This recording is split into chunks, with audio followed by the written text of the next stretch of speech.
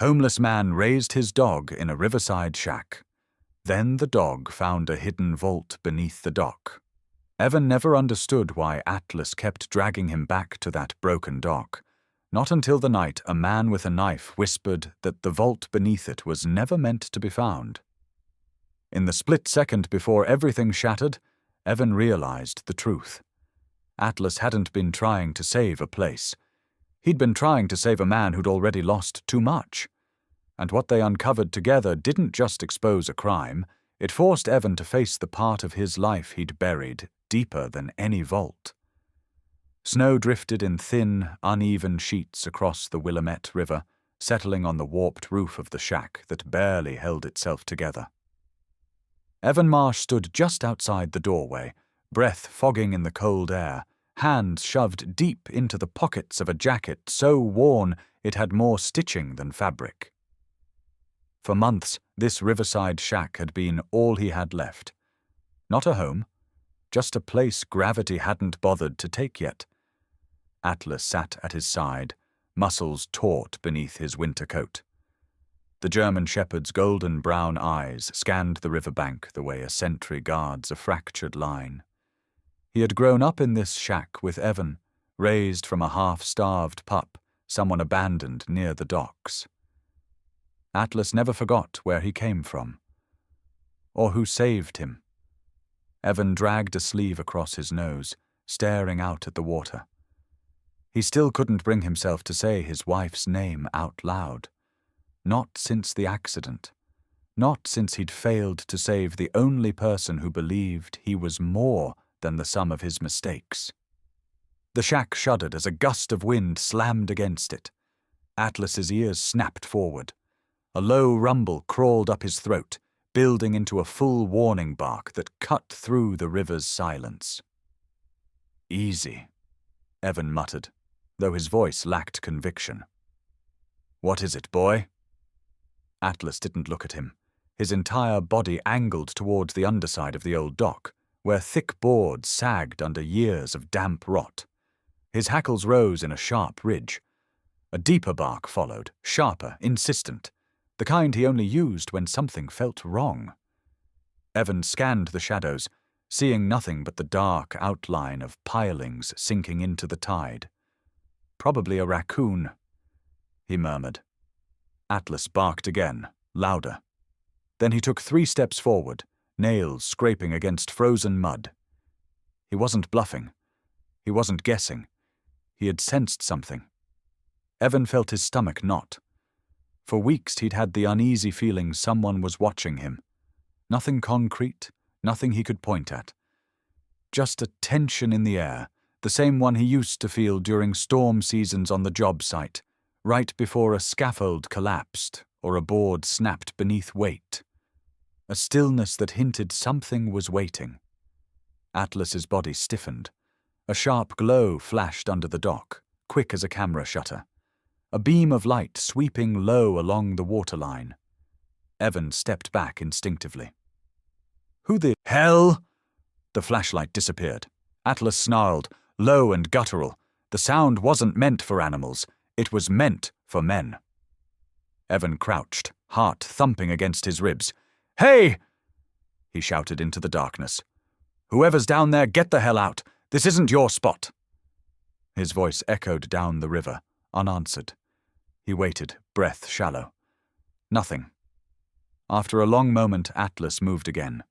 He paced toward the dock, nose pressed low, sniffing rapidly. Evan grabbed his collar, grounding him. "Come on, let's go inside before the cold eats us alive." But as they turned toward the shack, Evan froze. Footprints. Fresh. Human. Leading right up to the shack and circling around it. He hadn't seen them earlier. He would have noticed. Someone had walked right up to his door while he slept. He crouched to inspect the tracks. They were deeper in the heel than the toe, the kind made by someone carrying weight or moving quickly. Whoever it was hadn't stayed long. Atlas lowered his head and sniffed the prints, letting out a single sharp bark. A warning. A question. Evan's pulse spiked. "Someone's casing the place," he whispered. "But why? Why bother with a shack barely held together by rusted nails and river wind? There was nothing here to steal.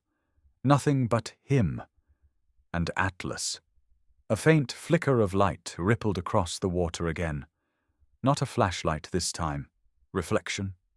Movement. Something metallic under the dock, catching stray moonlight. Atlas lunged forward before Evan could react, tugging against his grip, barking fiercely toward the lower beams as if trying to drag Evan closer. "What do you see?" Evan whispered, bending to follow Atlas's line of sight.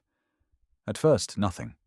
Then a metallic click sounded beneath the boards, a tiny, precise sound. Not wood shifting, not ice cracking. A mechanism. Evan's breath caught.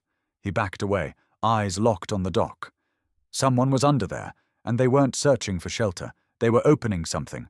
Atlas stepped forward again, but Evan pulled him close, hand trembling. "Let's get inside, boy." The door creaked as he pushed it open. The shack smelled of wet timber and cold metal. Atlas entered last, turning to face the river, posture rigid, ears sharp. Evan shut the door and secured the latch, though it offered little real protection. His heart wouldn't settle. He replayed the sound, the click of metal, the flash of light, the footprints. Someone was beneath the dock, someone who knew exactly where to look. Atlas lay near the door, body tense, staring at the water with unblinking eyes. Watching. Waiting. Evan sank onto the floorboards, cupping his hands around his face.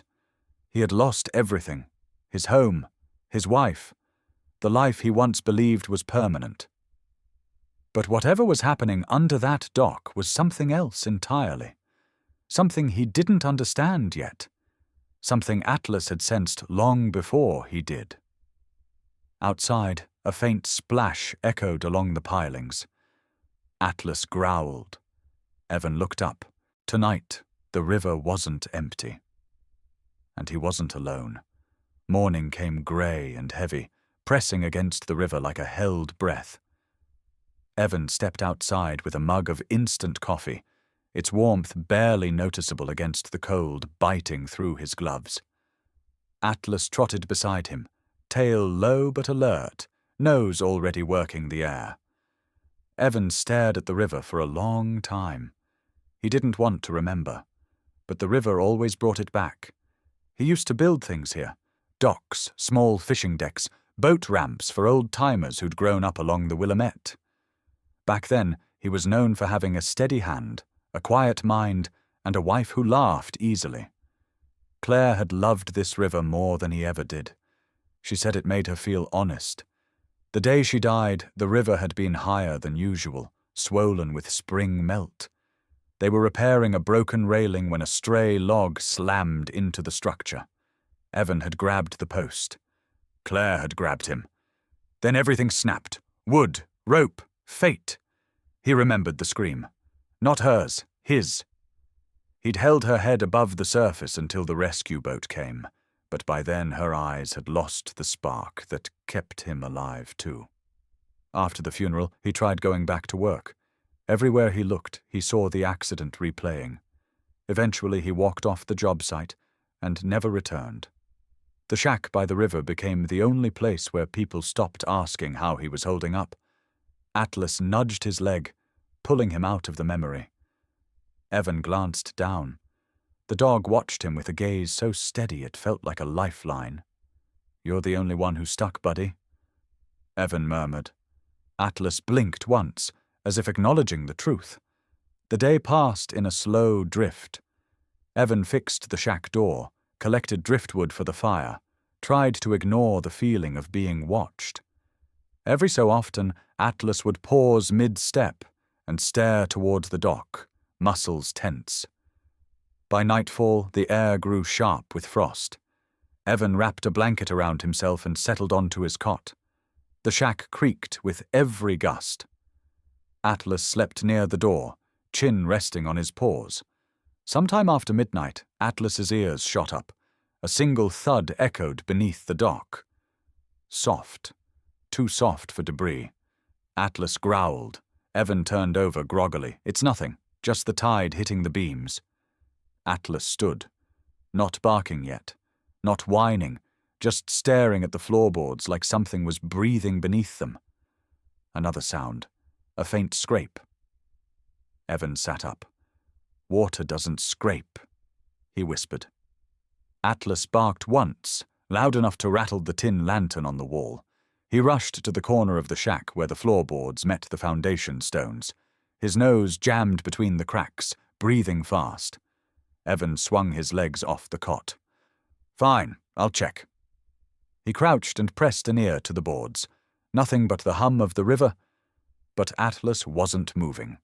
He pawed the floor with tight, deliberate swipes. Not playful, not anxious, focused. A sharp metallic tap sounded from beneath. The shack, so quick Evan almost thought he imagined it. Atlas's fur bristled. Evan jerked back. Okay, that wasn't the river. He grabbed the flashlight and stepped outside. Atlas followed instantly, positioning himself slightly ahead as if shielding Evan from the dark. The moon cast a thin silver light over the dock. The water lapped gently, too gently for the noises they'd heard. Evan crouched near the edge, shining the beam along the underside of the dock. Damp pilings, rotted boards, nothing else. Atlas suddenly lunged towards the far corner, barking with a force Evan had never heard before. His paws skidded in the mud as he tried to get underneath the dock, nose driving toward a single slit between beams. "What is it, boy?" Evan whispered. Then he heard it too. A muffled thump, like something hollow shifting. He angled the light downward. For half a second he saw it. A faint shimmer of metal between the beams. Not natural metal, not debris, something crafted, something hidden. Before he could get a clearer look, a splash erupted nearby. Evan whipped the flashlight toward the sound, heart racing. Nothing. Just ripples spreading across the black water. But Atlas didn't buy it. He barked again, snapping at the shadows. Evan backed up, scanning the riverbank. No one. No footsteps. No flashlight. Only the sound of the current scraping against the rocks. Twist came fast. A second set of footsteps echoed behind the shack. Evan spun. Atlas did too, but whoever it was moved quickly, fading into the trees. Evan saw only a blur of dark clothing and the faint reflection of something metallic in their hand. "Hey!" he shouted. But the figure vanished. Atlas sprinted forward, nose glued to the ground, following the scent. Evan chased after him until the forest thickened and the trail veered off into darkness. "Enough, boy. Come back." Atlas hesitated. His body screamed to keep going, but he obeyed, weaving back toward him with stiff, unwilling steps. They walked back to the shack in near silence. Inside, Evan sank onto the cot, pulse still skipping. Atlas stayed at the door, jaw tight, eyes fixed on the dock as if the boards themselves had secrets. Evan rubbed his face. Someone was under that dock last night. Someone came back tonight. And Atlas had known before he did. He looked at the dog, at the tension shaping every inch of him. "You saw something, didn't you? Something I didn't." Atlas blinked slowly, then returned to his post. For the first time since Claire died, Evan felt the old sense again, the one his father used to describe. The moment when a man knows trouble is shifting silently beneath the surface, waiting for the right crack to break through. He lay awake until dawn, listening to the river. It wasn't the water Atlas feared, it was what was hiding under it. By late morning the fog had lifted off the river, leaving behind a cold clarity that made every sound feel sharper. Evan was stacking driftwood beside the shack when he realized Atlas was no longer within sight. He scanned the clearing, pulse ticking up. Atlas never wandered. He rounded the corner of the shack and saw movement near the dock.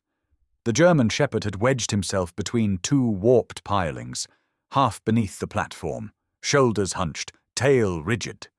His paws worked furiously at a plank coated in moss and river slime. "Atlas, get out of there!" Evan called. The dog ignored him completely. He kept digging, scraping, tearing at the damp wood with a single-minded intensity Evan had only seen once. The night Atlas found a trapped raccoon kit and wouldn't leave it until Evan pulled it free.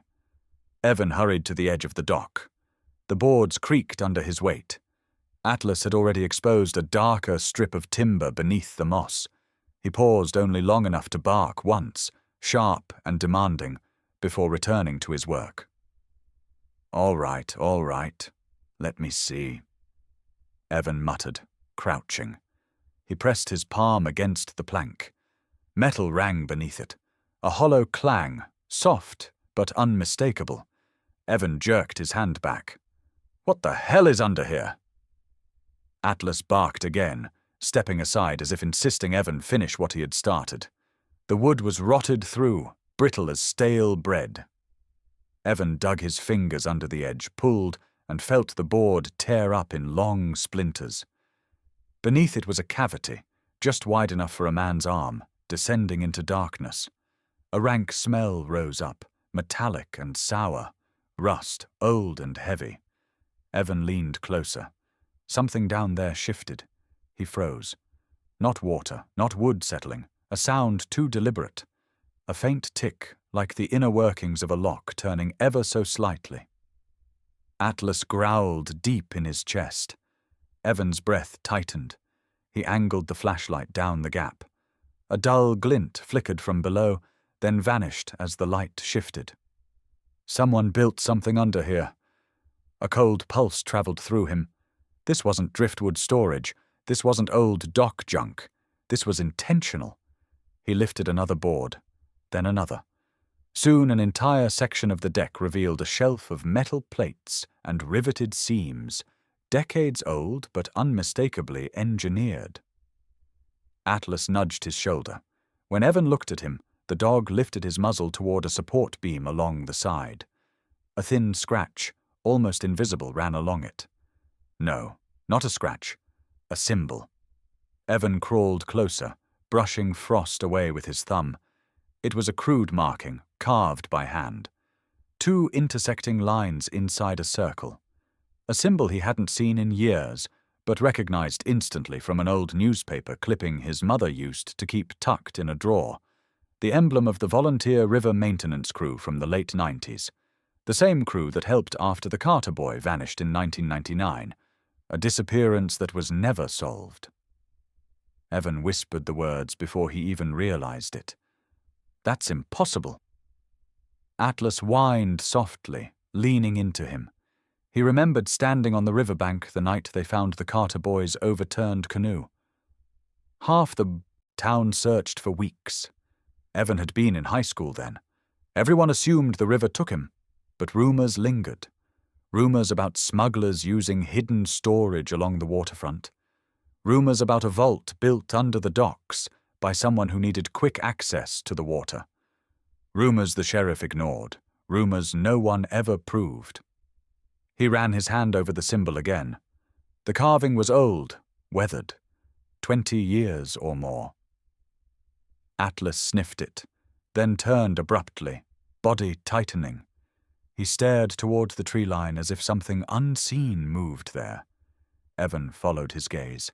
A branch snapped, quick, clean, not wind. Atlas's growl sharpened. Evan stood, scanning the shadows under the pines. Nothing moved, but he felt eyes on them. Saw nothing, but felt it. The same silent attention he'd sensed 2 nights earlier when he found footprints around the shack. He grabbed Atlas's collar. "Let's go inside for now." Atlas resisted.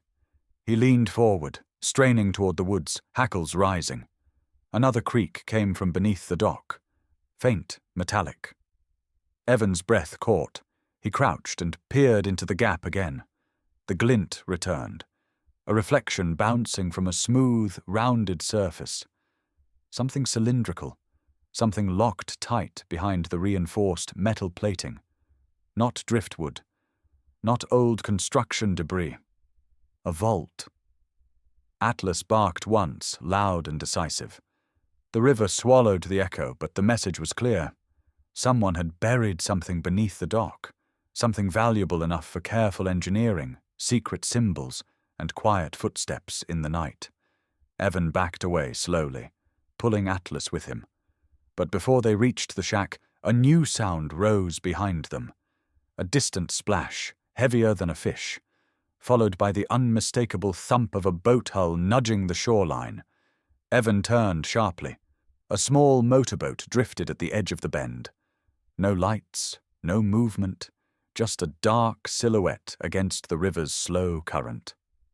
Atlas pressed close to Evan's leg, eyes sharp, body braced. Evan swallowed hard. He didn't need to see the person aboard to know one thing. Whoever had hidden the vault under the dock was back, and Atlas had found their secret. The next morning, the river felt heavier, like it was carrying a truth it refused to speak aloud. Evan barely slept. Atlas didn't sleep at all. Every time a branch cracked, every time the current slapped against the pilings, the German shepherd shot to his feet and stared toward the water with a rigid, restless focus. Evan tried coaxing him inside, but Atlas refused. He stayed on the threshold of the shack, guarding it as if the river itself might rise up and take something from them.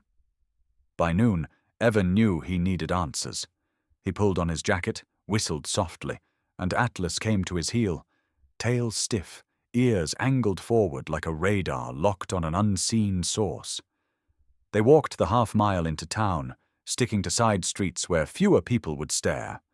Evan had grown used to the looks, though he pretended he didn't notice them.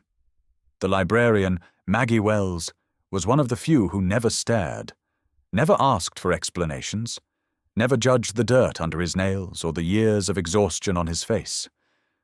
When he stepped through the library doors, the warmth hit him like a forgotten comfort. Maggie was behind the counter sorting returns. Her silver hair was clipped neatly at the back of her head, glasses perched low on her nose. "Well now," she said softly. "Haven't seen you in a while, Evan Marsh." Evan managed a stiff smile. Need to look something up, something old. Her eyes sharpened with quiet curiosity. "You and Atlas come on in. Back tables are free." Atlas trotted beside Evan as if he'd done it 1,000 times. Maggie reached down and gave him a gentle scratch behind the ear. Atlas accepted it, but kept glancing toward the windows, as if even here he felt the river watching him.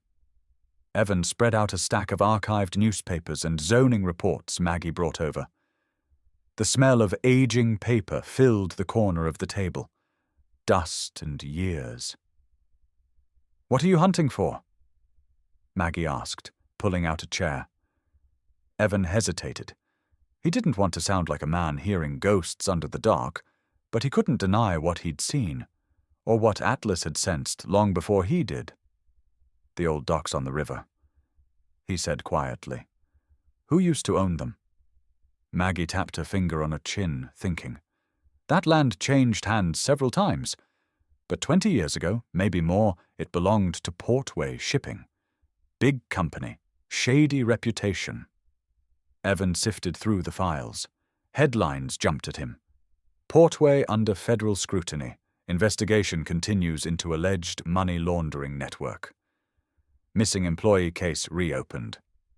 A cold tightness gripped his chest. He pulled out a microfilm roll, fed it into the reader, and skimmed until the print blurred. Then it stopped cold on a photo of the docks he recognized instantly. The same warped planks, the same angle of river, and standing on them was a man he didn't know, wearing a Portway badge. Missing since 1999. Atlas nudged Evan's arm, sensing the shift in his breathing. Maggie leaned closer. "That boy went missing the same week Portway got raided. Whole mess got swept away when the company went under." Evan stared at the grainy photo, the symbol carved into the wood near the boy's foot. The same symbol Atlas had found.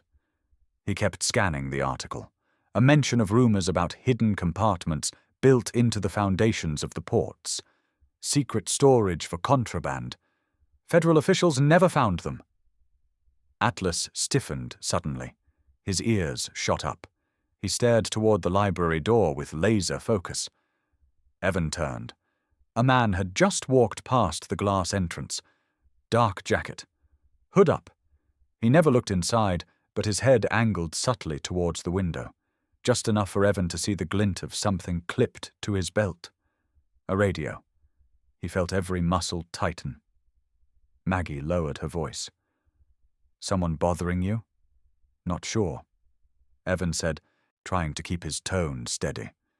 But Atlas was already standing, tail straight, shoulders squared, like he expected the door to shatter open. His growl was low, controlled, the kind that came from instinct, not fear. Evan gathered the papers quickly. "Thank you, Maggie. I need to get going." When they stepped outside, the man with the hood was gone. Only the imprint of boot tracks remained on the wet pavement, leading towards the river. Atlas dipped his nose to the ground and growled again. The scent was fresh. Evan followed the tracks with his eyes and saw something that made his stomach sink. The trail led straight toward the path back to the shack. He knelt beside Atlas. "Someone's been watching us." Atlas didn't blink. He stared down the road, muscles coiled, ready. The walk back to the river felt longer than usual. Every rustle in the brush, every shriek of a gull overhead tugged at Evan's nerves. He kept glancing over his shoulder. Atlas stopped twice, turning in a slow circle, sniffing the air with steady determination. When they reached the shack, the dog froze completely. Evan followed his gaze. The door to the shack was slightly open. He hadn't left it that way. Atlas stepped in front of him, blocking his path.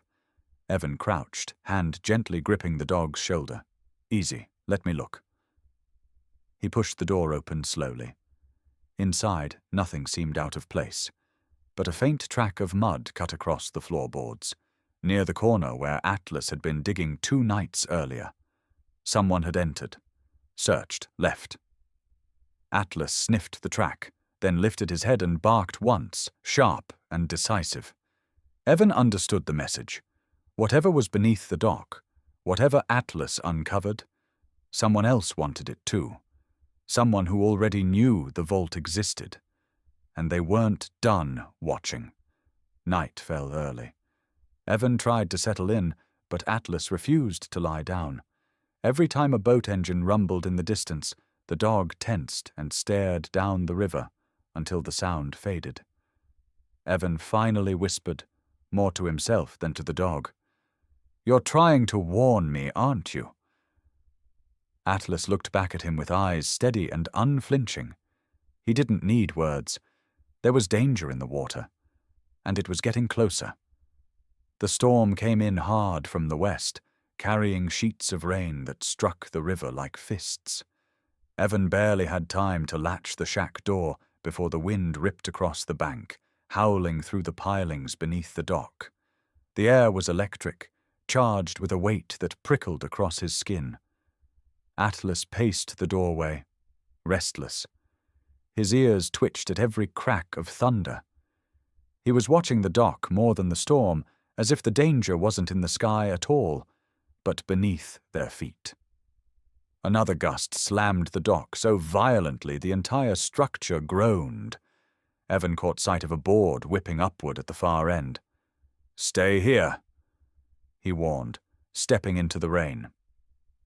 Atlas ignored him. He pushed past and ran ahead, body low, cutting directly toward the collapsing dock. "Atlas, get back!" Lightning split the sky. For a split second, the old dock lit up like a skeleton, every rotten beam outlined in white light. Evan saw the section nearest the riverbend quake under the blow of wind. Then it gave. Wood shattered, falling into the churning water. Atlas bolted toward Evan, teeth clamping hard on his sleeve, jerking him backward. Evan stumbled just as the spot he'd been standing on buckled and dropped into the river. Holy hell. Atlas dragged him farther back, paws digging into the mud, refusing to let go until Evan was safely on solid ground. Evan could barely breathe. "You saved my neck, boy." But Atlas wasn't looking at him. He stared into the dark water where the dock had fallen away. Evan followed his gaze. The rain eased for half a heartbeat, revealing something below the surface. Where planks had torn loose, a dark rectangular outline glimmered under the waves. Not rock, not natural. Metal. Evan's pulse thudded. He waded forward, gripping a remaining beam for balance. Through the swirling water he saw the shape more clearly now. A hatch door. Riveted. Heavy. Designed to stay hidden beneath the dock's overhang. A vault entrance. Atlas barked once, loud and urgent. Evan crouched, brushing away debris with numb fingers. A cold iron ring protruded from the center, attached to a recessed hinge plate. The kind smugglers used decades ago to stash cargo no one wanted traced. He pulled the ring. It didn't budge. He braced himself, pulled harder. A faint clunk answered from inside. A lock shifting. Old, rusted, but not broken. Behind him, Atlas growled. Evan froze. The growl wasn't aimed at the vault. It was aimed at the tree line. Evan straightened, scanning the forest through the curtain of rain. He saw nothing at first. Then he caught the faintest motion. A silhouette slipping behind a cedar trunk. Quiet, practiced, deliberate. "Someone's here," Evan whispered. Atlas lunged forward before Evan could stop him. His paws pounded across wet soil as he tore into the trees, barking with a ferocity Evan had never heard from him. Evan shouted after him, but the storm swallowed his voice. He sprinted to the edge of the forest, heart hammering. Thorn bushes dragged at his pants. Rain blurred his vision. Atlas's barking grew distant, then sharp, then suddenly cut off.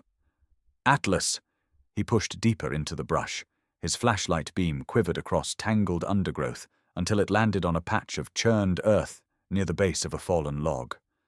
Atlas limped into the light, breathing hard, one leg dragging. Mud streaked his coat.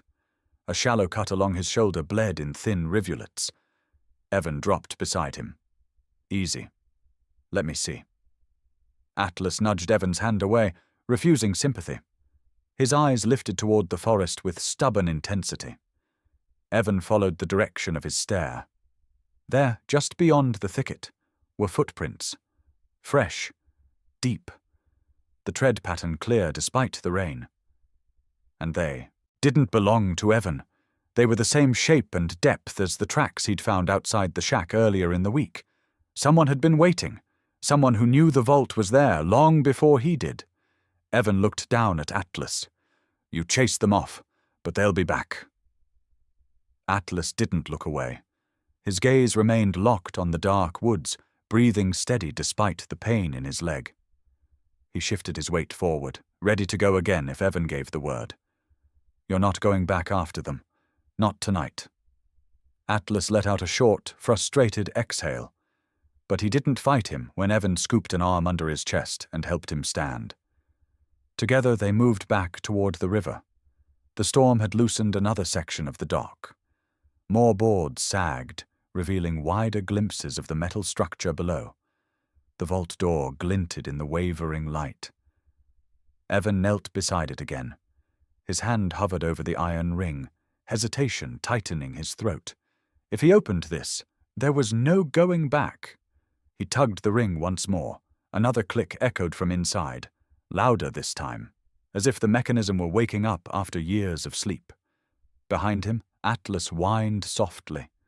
A warning. A plea. Evan released the ring. Not tonight. He backed away from the exposed gap, rain sliding down his face. "Whoever is after this is desperate," he murmured. "And desperate people do stupid things." Atlas pressed his head against Evan's hand. The dog's breathing was calmer now, but his eyes never left the trees. They walked back toward the shack together, mud sucking at their boots and paws. The storm roared overhead, but beneath the thunder, the river carried a deeper truth. There was more under that dock than rusted metal. There was a secret someone had killed to bury. and now Atlas had uncovered it. By morning the storm had passed, but the damage along the riverbank remained. Broken planks floated near the reeds. Twisted nails protruded from splintered beams. The vault door, half submerged, glinted like an eye watching the shoreline. Atlas stayed close to Evan's side, favoring his cut shoulder but refusing to rest. Every few minutes he lifted his head, sniffing the breeze as though the storm had washed away everything except the one scent he cared about, the scent of the man who'd watched them. Evan needed answers, not guesses, not instincts. Answers. Maggie was sweeping the library steps when Evan approached. She stopped mid-sweep, studying the bruise blooming across his cheek and the dried mud smeared down his jacket. Atlas walked beside him, silent but tense. "Good Lord," Maggie breathed. "What happened to you two?" Evan didn't waste time. "I need a name. Someone's been watching the shack. Tall, moves like he's done it before. Probably knows the docks better than anyone alive." Maggie frowned thoughtfully. She led them inside, pulled out an old binder from beneath the counter, and flipped through pages filled with faded photos and personnel lists from the portway. Shipping era. Finally, she tapped a picture. Him. Evan leaned closer. The man in the photo was younger, hair dark, posture straight, wearing a security badge at his belt. His eyes were stern, even in black and white. "Derek Cole," Maggie said. "Last hired guard before the company shut down. Went off the grid after the investigation. Folks said he disappeared into the woods." Atlas let out a low growl, recognizing the face. "Why would he be watching me?" Evan asked. "Because he worked those docks longer than any man alive," Maggie whispered. "He knows every plank, every secret compartment, and some say he never gave the feds all the keys." Evan stiffened. Keys, as in keys to secret vaults, hidden storage, illegal caches meant to vanish off the books. And if Derek Cole still had a key, then he wasn't just watching the river. He was guarding something. When Evan stepped back out into the cold air, the truth pressed against him with a weight he couldn't ignore. Derek wasn't some random trespasser. He was tied to the vault. And if he'd been hiding in the woods for 20 years, he likely knew what was buried under Evan's shack long before the storm revealed it. Atlas's nose snapped to attention. He stared down the trail leading to the river with unblinking focus. Evan followed his gaze. A lone figure stood on the dock. Evan's pulse thudded. Derek Cole. He wasn't hiding now. He waited with an unsettling stillness, hands empty at his sides, face unreadable beneath a hood pulled low against the wind. His jacket was worn, boots caked with forest mud. But nothing about him looked weak or broken. He carried the quiet confidence of a man who'd spent years surviving outside the edges of other people's laws. Evan approached slowly, Atlas walking one careful step ahead. Ready. Derek didn't move. He watched them with a calm that bordered on unnerving. "You've been on my land," Evan said. "My shack, my dock." Derek's voice came low and even. "That dock isn't yours? Never was?" Evan's jaw tightened. "Then tell me what's under it." Derek's eyes flicked to Atlas. Not Evan. The dog's stance had shifted. Not aggressive, not defensive, alert, evaluating. Evan expected Derek to lie, deflect, threaten. Instead he sighed, shoulders dropping with a weight that seemed older than the river. "You found it," he said quietly. "The vault." Evan didn't answer. Derek continued. "That vault wasn't built for smuggling. Not the kind people think.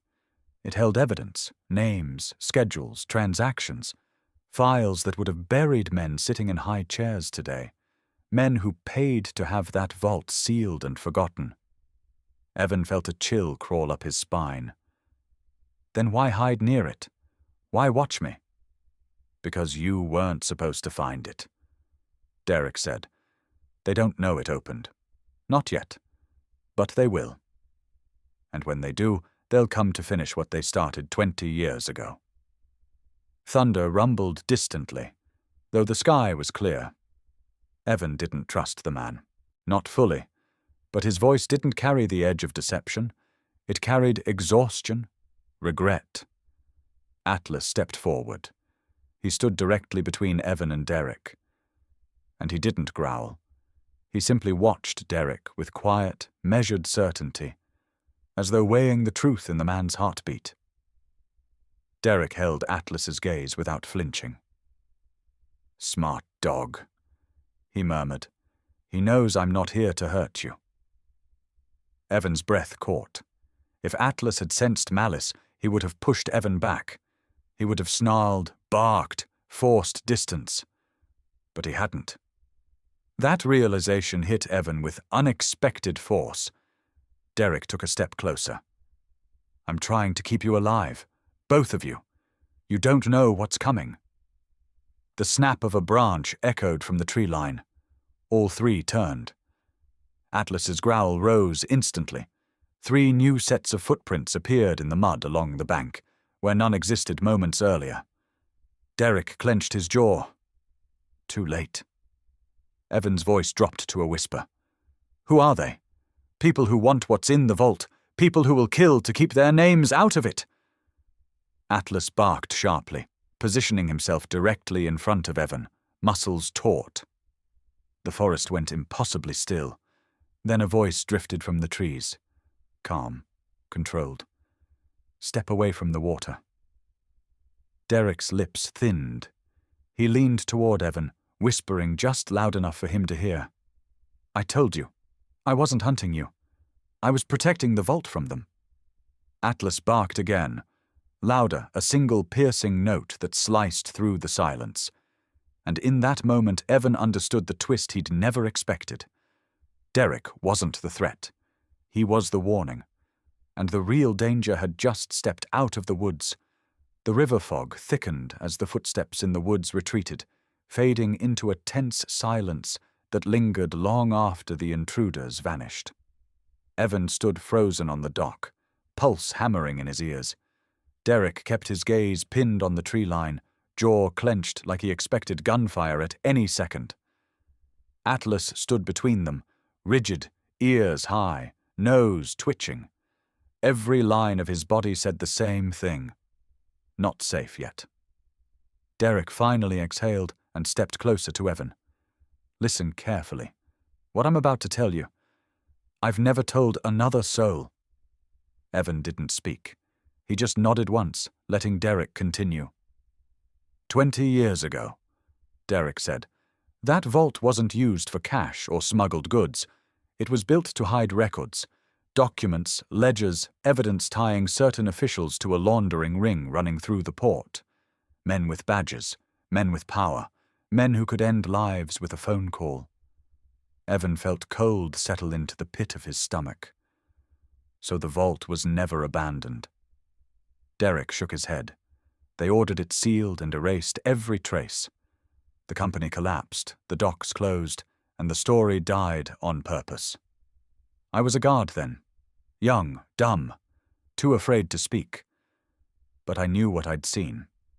And after that boy disappeared. Derek swallowed hard. I realized I couldn't walk away. Evan stiffened. The Carter kid. Derek nodded. He wasn't just a random victim. He'd seen men meeting by the docks late at night. Saw something he shouldn't have. They chased him. He fell into the water, drowned because no one wanted the scandal to explode. Atlas let out a low, mournful whine, as if he felt the weight of the memory. You hid everything in that vault? Evan asked softly. Not everything. Just enough to bury those men if they ever tried to start again. I planned to give it to a journalist after the statute of limitations ran out. But then, a few months ago, someone else started looking. I saw boats cruising the river at night. New faces. Same hunger. I knew the files weren't safe anymore. Atlas barked once.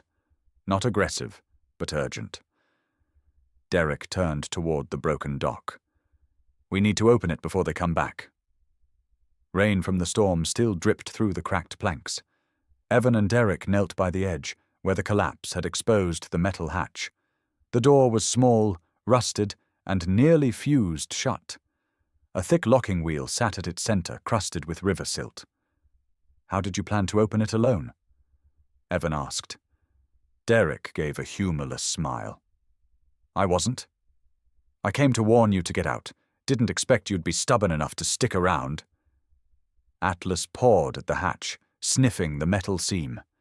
He nudged the locking wheel with his muzzle, then stepped back, staring at Derek. "He wants you to turn it," Evan said quietly. Derek hesitated, then gripped the wheel. It didn't budge. Evan joined him. They pressed their hands against the cold metal, muscles straining. Still nothing.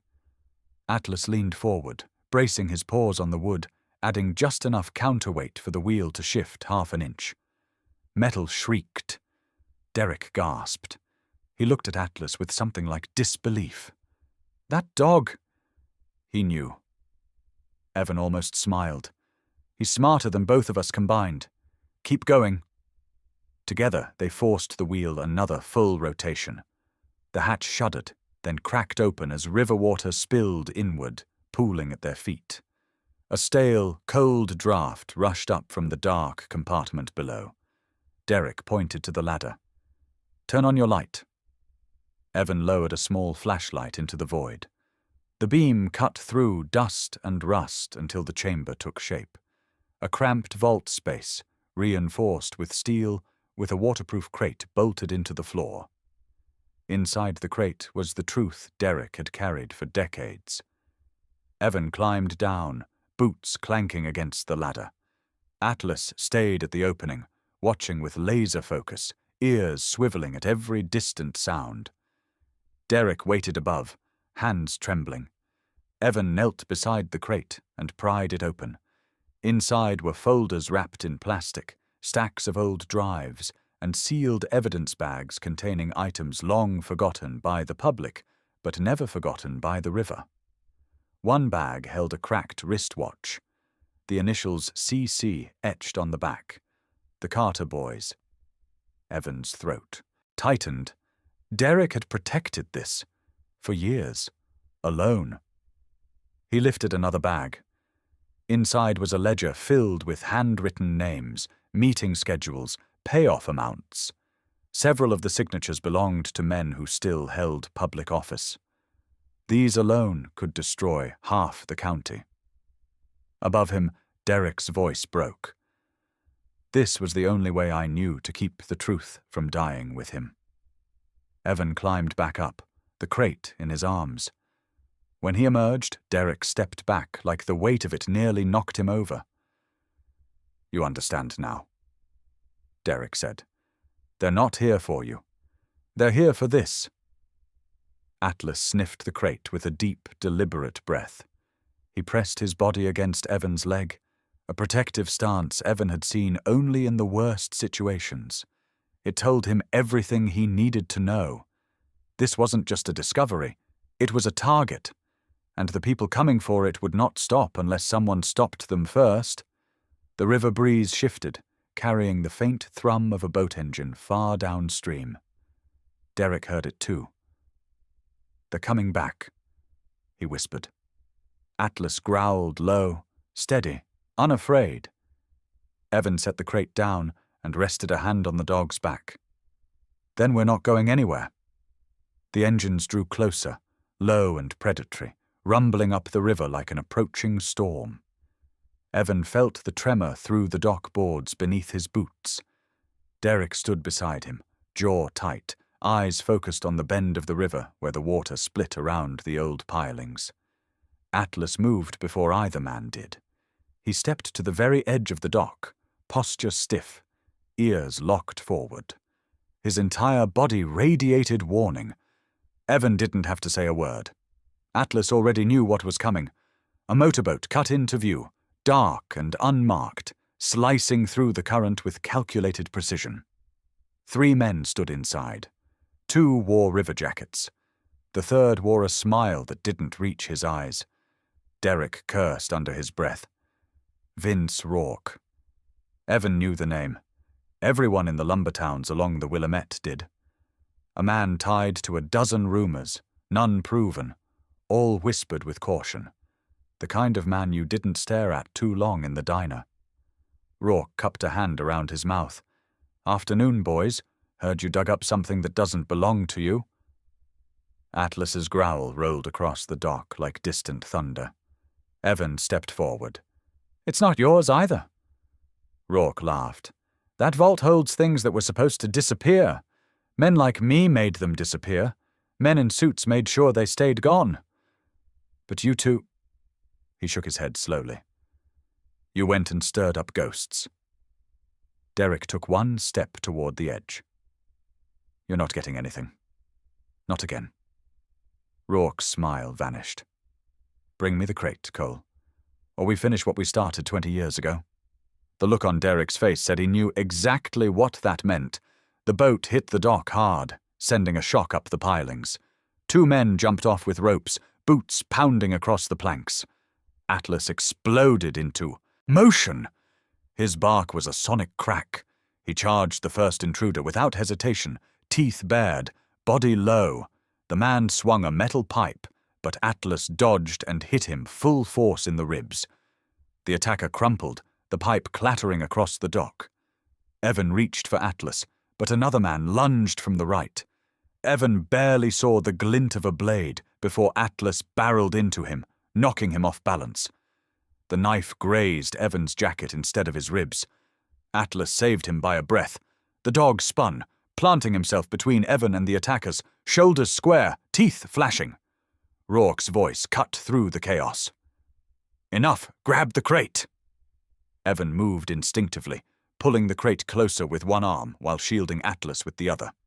The second attacker lunged again. This time Evan was ready. He ducked, drove his shoulder into the man's gut, and sent him crashing into a pile of broken boards. Behind him, Derek grappled with the third man, both of them slipping and skidding across the wet dock planks.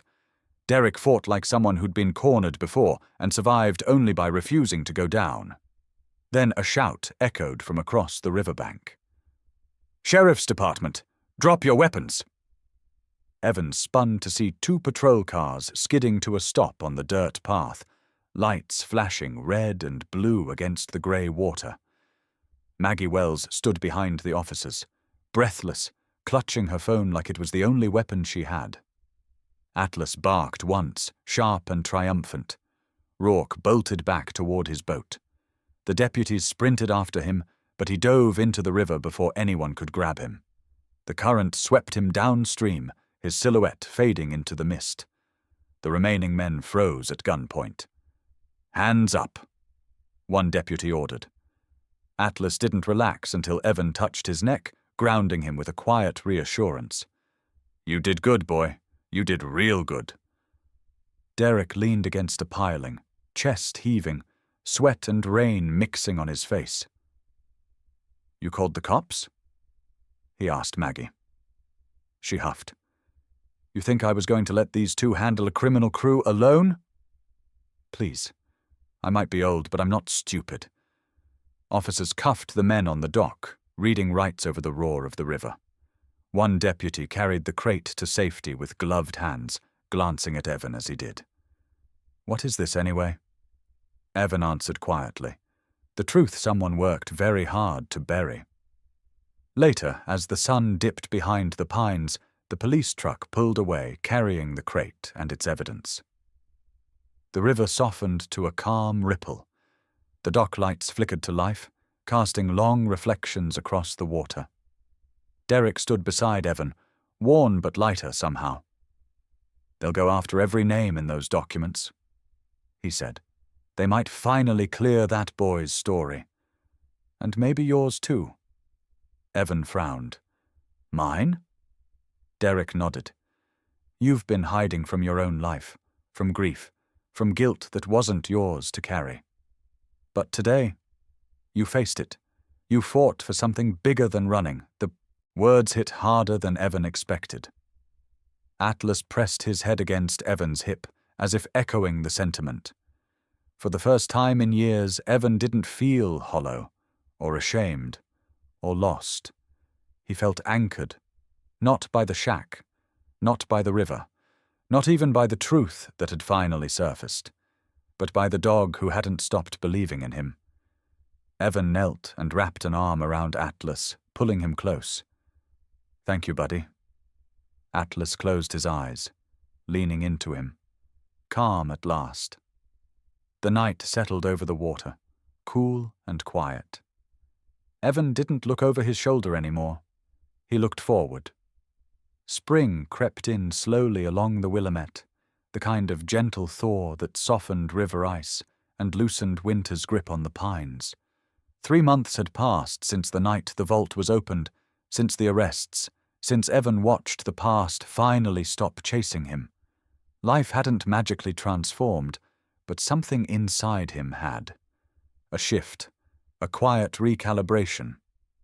The county arranged a temporary housing program for him, one of those rare government interventions that didn't feel like a lecture. It was a small cabin on the edge of town, just far enough from the river to be safe, close enough that the scent of water still carried on the breeze. But Evan didn't stay inside it long. He spent most of his days on the bank just downstream from his old shack, hammer in hand, building something new with Derek. Not a replacement, a beginning. The new shelter rose slowly, plank by plank, each board chosen with care. It wasn't big, 8 by 10 maybe, but it was square, sturdy and clean. Straight lines, tight joints, no rot, no sagging roof waiting for the next storm to bring it down. Atlas oversaw every piece of it. He trotted around the build site like a foreman with a badge, inspecting the lumber pile, sniffing each new beam, as if approving it by scent alone. Any time Evan hesitated measuring a board, Atlas pressed his nose into Evan's elbow, urging him to keep going. "You going to take over the job entirely?" Derek joked one afternoon, wiping sweat from his brow. Atlas tilted his head and let out a short, proud bark, as if saying he already had. Evan laughed. It was a real laugh, not the thin, exhausted kind he'd grown used to. It startled him a little just hearing it come out of his own chest. When the structure was halfway finished, a group of kids biking along the riverbank stopped to watch. One of them pointed at Atlas. "That's the dog from the news, right? The one who found the vault?" Another kid nodded. "My dad said he's smarter than half the sheriff's office." Atlas stood taller, ears perked, tail swishing once like he understood every word. A few adults stopped too. Someone brought a bag of donated tools. Someone else brought sandwiches. A retired fisherman dropped off a stack of reclaimed dock planks he'd been saving. Neighbors who once walked past Evan without seeing him now waved, offered help, asked how Atlas was healing. Evan wasn't. Used to attention.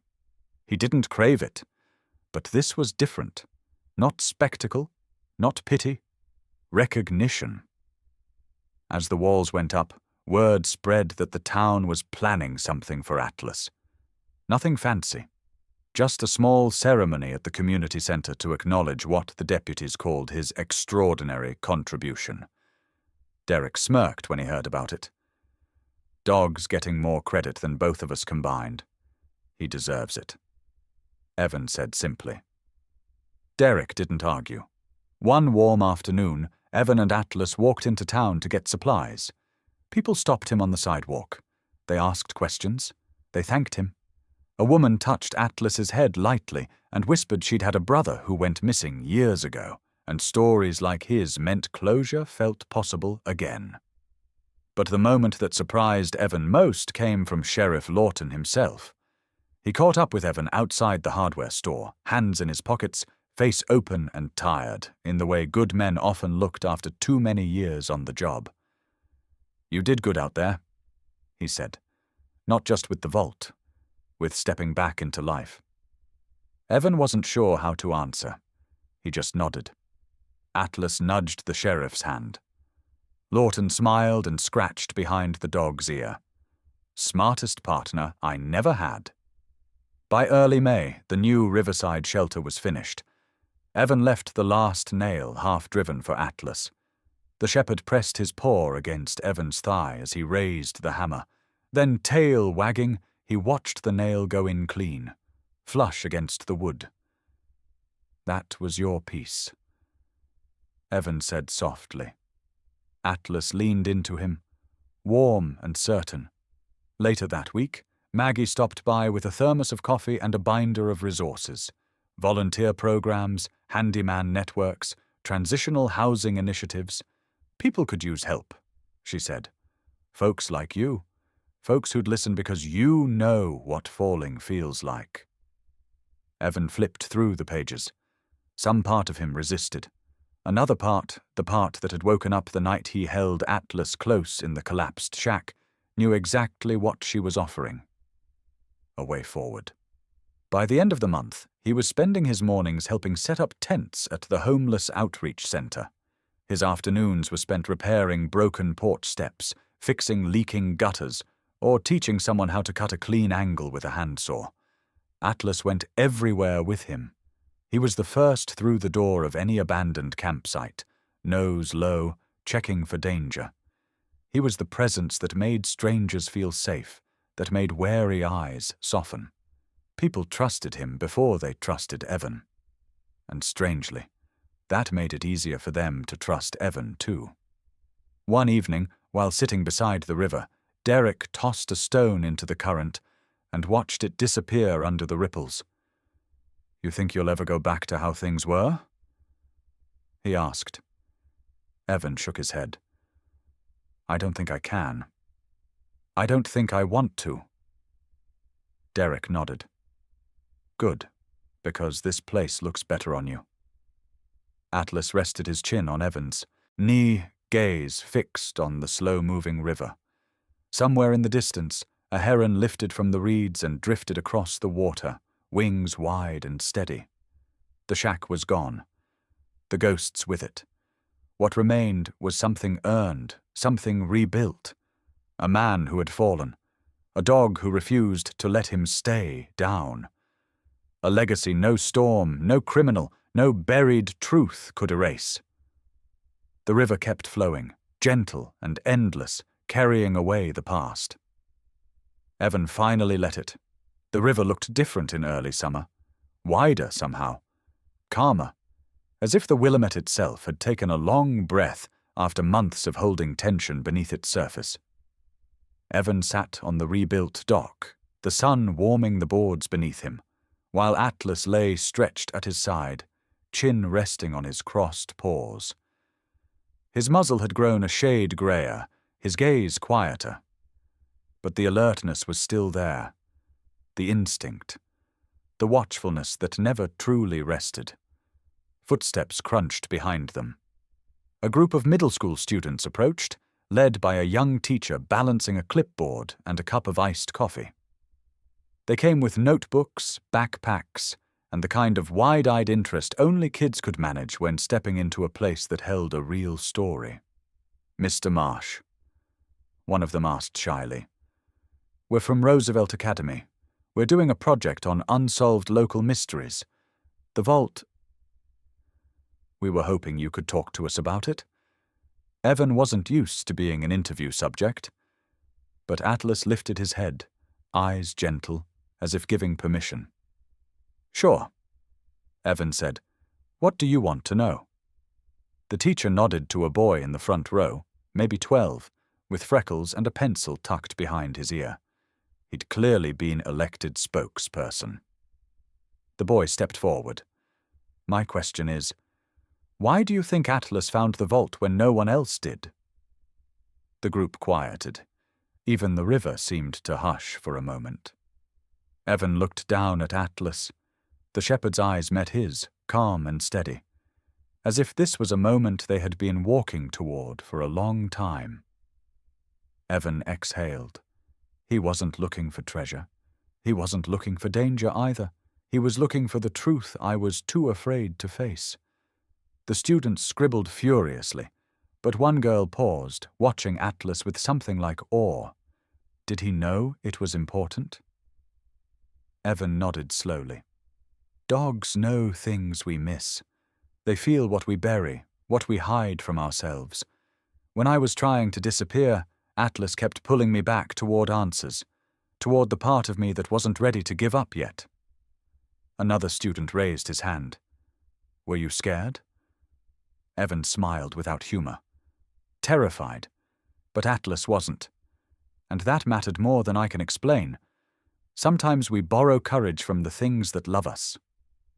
Atlas shifted, sitting upright now, ears turning toward the trees as if listening to a far-off echo.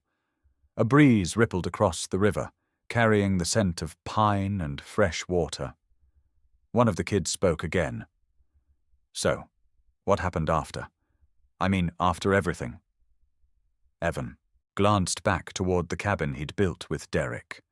Maggie's books stacked neatly inside, the outreach flyers pinned to the wall, the repaired garden beds Rosa had donated from her own yard, and the dock beneath them, solid and new, nothing like the rotted boards he once considered home. I stopped running, he said. I started living again. And I'm trying to help other people find their footing too. Not everyone gets a second chance. I got mine because a dog refused to let my story end the way it was heading.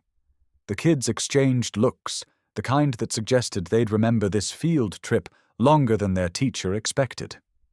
When the questions wrapped up, they asked for a group photo. Atlas sat proudly in front, chest lifted, tail sweeping across the dock, like he understood he was the centerpiece.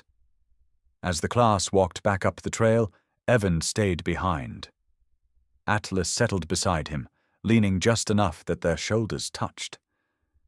You did all this, Evan murmured. You changed everything. Atlas let out a long, soft breath, neither bark nor sigh, something between acknowledgement and contentment. His eyes tracked the current, as if the river carried stories only he could translate.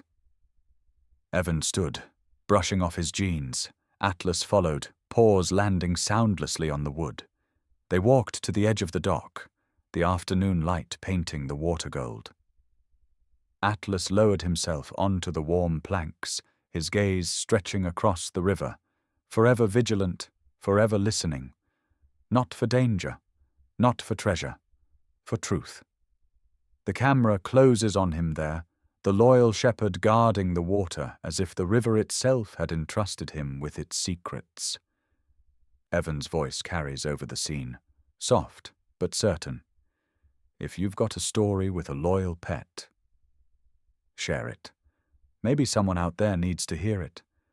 And if you believe dogs like Atlas deserve their place in the world, stick around, support the channel, honor dogs who guard our lives in quiet ways, and remember, sometimes the greatest heroes walk on 4 legs.